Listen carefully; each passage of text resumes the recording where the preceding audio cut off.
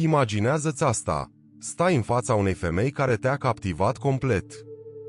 Privirea ei, energia ei, felul în care se mișcă totul la ea te atrage într-un mod pe care nici măcar nu-l poți explica. Și chiar atunci, simți nevoia de a spune ceva, de a adânci acea conexiune. Dar ce spui? Majoritatea bărbaților, într-un moment ca acesta, recurg la replicile tipice. Ești frumoasă, ai ochi atât de minunați, îmi place zâmbetul tău. Sună bine, nu? Problema este că a auzit aceste fraze de 1.000.000 de ori. Nu au un impact, nu stârnesc nicio emoție și, cel mai rău, nu te fac să ieși în evidență dintre sutele de bărbați care au spus exact același lucru. Dar gândește-te la asta. Ce-ar fi dacă ai avea abilitatea de a spune câteva cuvinte care ar face-o să te vadă într-o lumină complet diferită? Cuvinte care ar rămâne cu ea, care ar face-o să se gândească la tine atunci când nu ești prin preajmă, care ar trezi o atracție mai profundă decât simpla aparență? Exact asta te voi învăța astăzi. 3 complimente interzise. Atât de puternice încât pot face o femeie să te urmărească. Acestea nu sunt fraze goale, nici lingușire superficială, sunt cuvinte care ating ceva mai profund, ceva ce majoritatea bărbaților nici măcar nu percep. Și aici intervine stoicismul. Pentru că bărbații care înțeleg cu adevărat psihologia feminină nu sunt cei care caută validarea cu lingușiri disperate, ci mai degrabă cei care dețin controlul, cei care înțeleg profunzimea limbajului, cei care știu că un compliment adevărat nu numai că te flatează, ci dezvăluie cine ești. Rămâi cu mine până la sfârșit, pentru că atunci când vei termina acest videoclip, vei avea cunoștințe care vor schimba modul în care femeile te percep. Înainte să vă fac aceste 3 complimente interzise, trebuie să înțelegeți ceva. Un compliment nu înseamnă să spui ceea ce vrea ea să audă, ci ceea ce are nevoie să audă. Problema pentru majoritatea bărbaților este că folosesc complimentele pentru a căuta aprobare. Se așteaptă ca ea să zâmbească, să se simtă flatată, să le acorde atenție în schimb. Dar asta nu. Asta nu face un bărbat valoros. Un bărbat care stăpânește cu adevărat atracția nu spune lucruri pentru a impresiona. Spune lucruri pentru a evoca emoții. Și aceasta este diferența dintre complimentele obișnuite și complimentele care o fac pe o femeie să te urmărească. Gândiți-vă!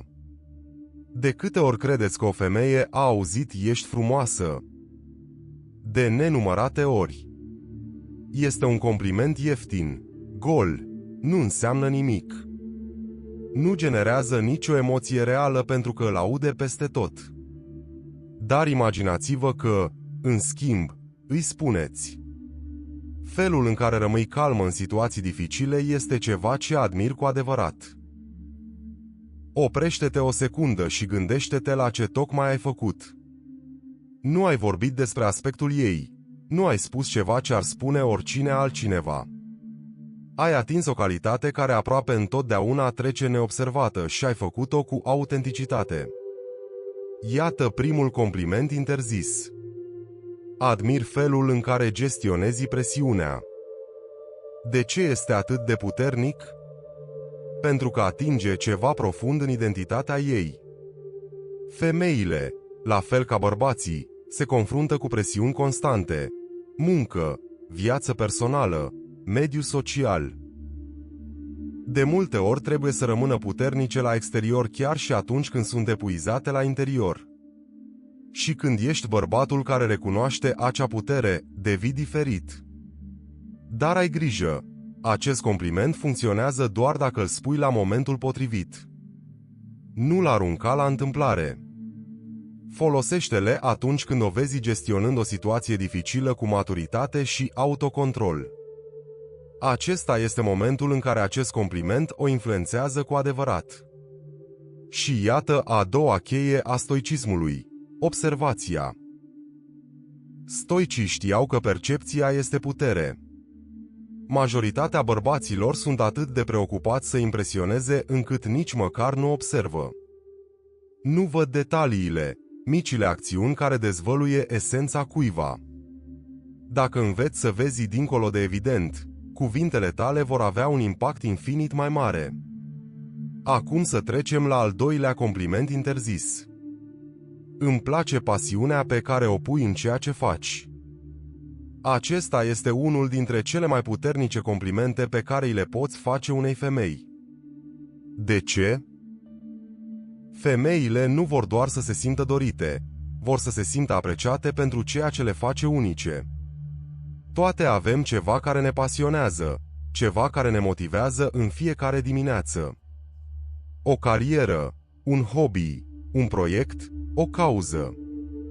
Și când îi spui asta, când îi recunoști pasiunea, atingi ceva mult mai profund decât aspectul ei. Validezi ceea ce o motivează cu adevărat. Îi spui: te văd. Văd ce te inspiră. Văd ce te face specială. Și partea cea mai bună este că majoritatea bărbaților nu spun niciodată așa ceva. Rămân la suprafață. Dar cei care stăpânesc atracția știu că adevărata putere stă în conexiune. Aici intervine a treia cheie a stoicismului: scopul. Stoicii credeau că un bărbat trebuie să fie aliniat cu scopul său, statornic în ceea ce contează.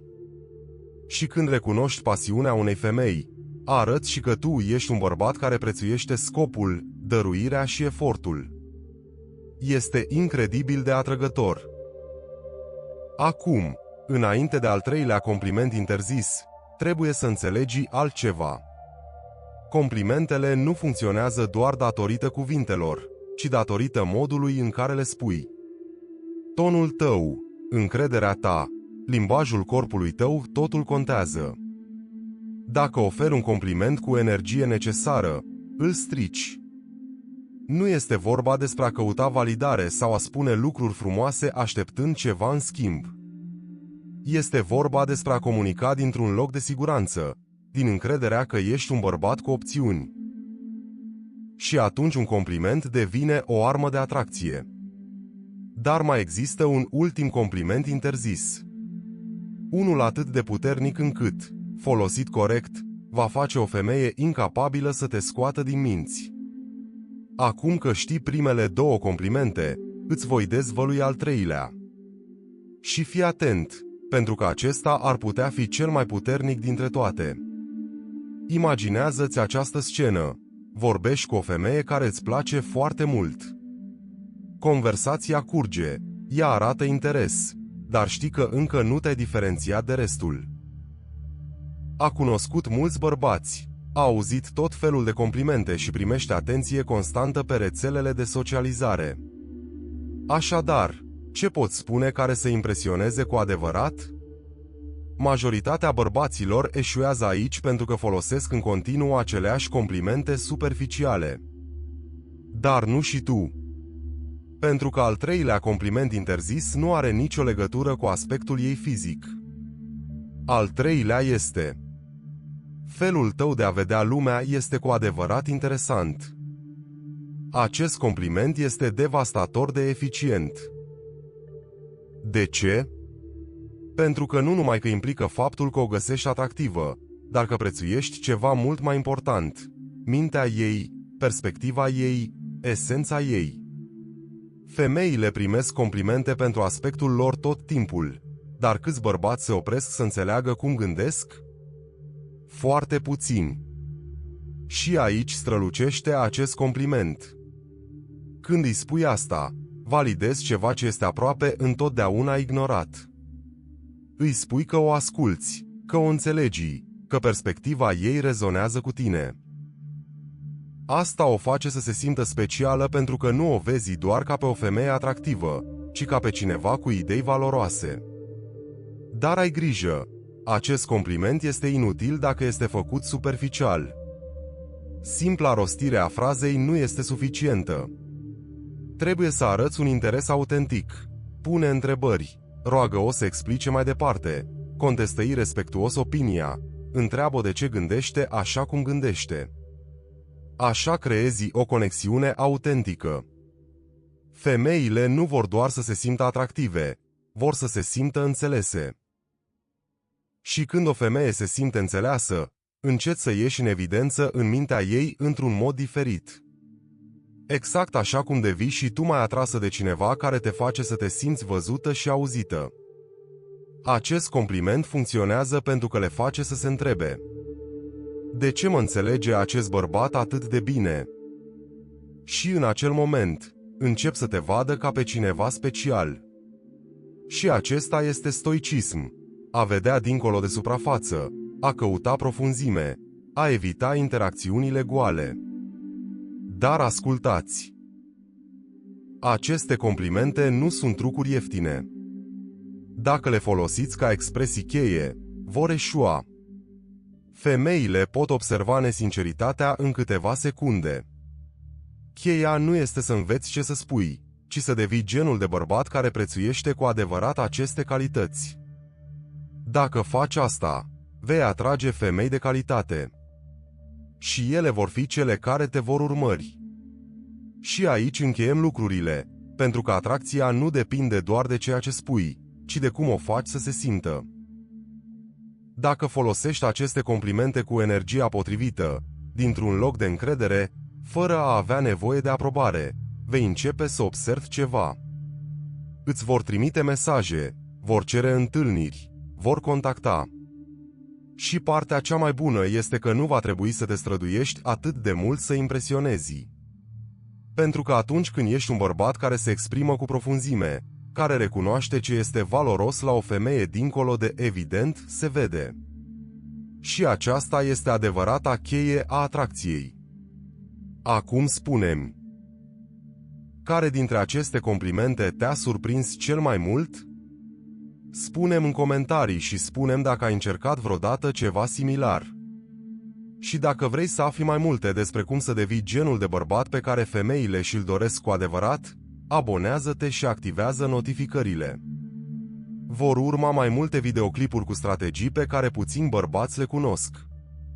Ne vedem la următorul videoclip.